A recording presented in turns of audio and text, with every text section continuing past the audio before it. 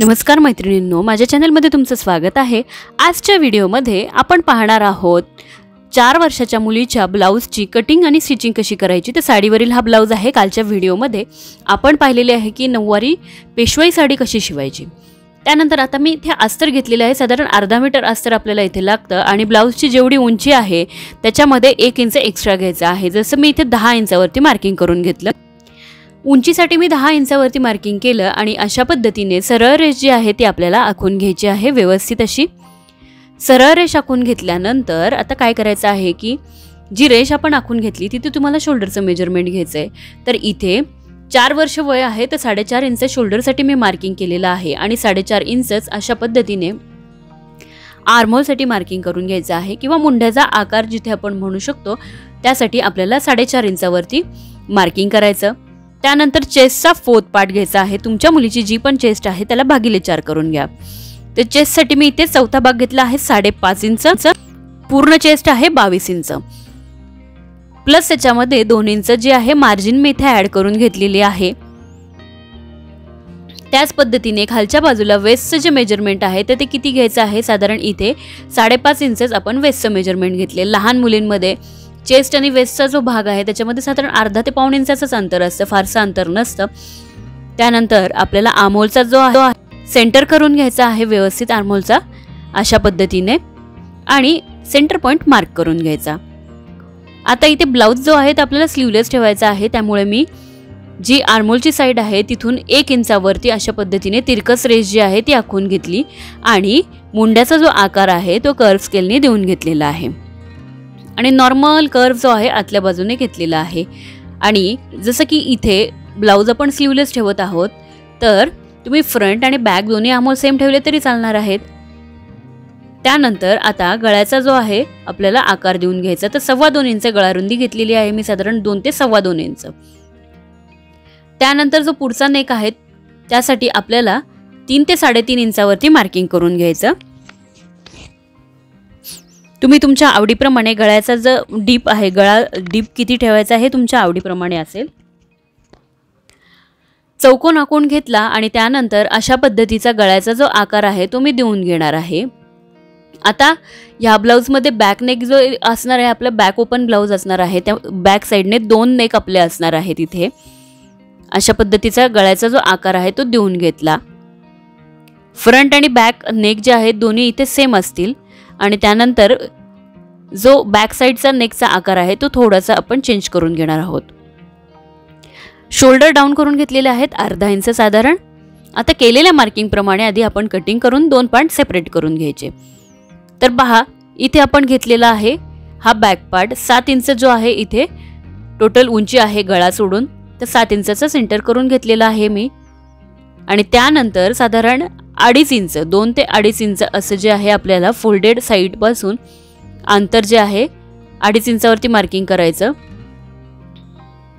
इथे देखील 2.5 इंच असं मी मार्किंग केलं। तुम्ही तुमच्या आवडीप्रमाणे इथे गळ्याचा कोणताही आकार जो आहे तो देऊन घेऊ शकता। तर 2.5 इंच केलं तर खालच्या साइडने 2 इंचाची स्ट्रिप राहते, त्यामुळे आपण 2-2 इंच मार्किंग करून घेतलेला आहे परत अशा पद्धतीने। आणि अशा प्रकारचा चौकोन जो आहे किंवा शंकरपाळीचा आकार जो आहे तो आपल्याला काढून घ्यायचा आहे। शंकरपाळीचा आकार आपण काढून घेतला। टोटल उंची आपली इथे 7 इंच येत आहे। अशा पद्धतीने मार्किंग करून घेतली। आता केलेल्या मार्किंग प्रमाणे आपल्याला कटिंग करायची। आता हा जो ब्लाउज आहे बॅक ओपन असणार आहे, तर वरच्या बाजूने देखील 2 हुक आपले येतील आणि त्याचबरोबर खालचा जो बेल्ट आहे त्या बेल्टच्या साइडने पण छोटी 2 हुक जे आहेत ते आपले या ब्लाउजमध्ये येणार आहेत। अस्तरची व्यवस्थित आपण कटिंग करून घेतलेली आहे आणि जो मधला पॅच आहे तो देखील आपण व्यवस्थित कट करून घेतला। ओपन केल्यानंतर हा जो पार्ट आहे तो अशा पद्धतीने दिसतो, पण आपण आता याला टोटल पूर्ण जो आहे कट सुरुवातीला कट केला तरी चालणार आहे, पण आधी आपण मेन फॅब्रिकवरती कटिंग करून घेऊयात आणि त्यानंतर दोन्ही पार्ट सेपरेट करून घ्यायचे बॅक साइडचे।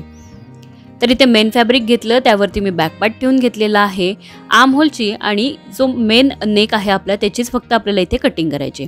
तर हे पहा मेन फॅब्रिकवरती आपण कटिंग करून घेतलेली आहे। आता त्यानंतर काय करायचं आहे, मेन फॅब्रिक सरळ ठेवायचं, त्यावरती अस्तरचा भाग ठेवून घ्यायचा। अस्तरचं मेन फॅब्रिक मी इथे ठेवलेलं आहे।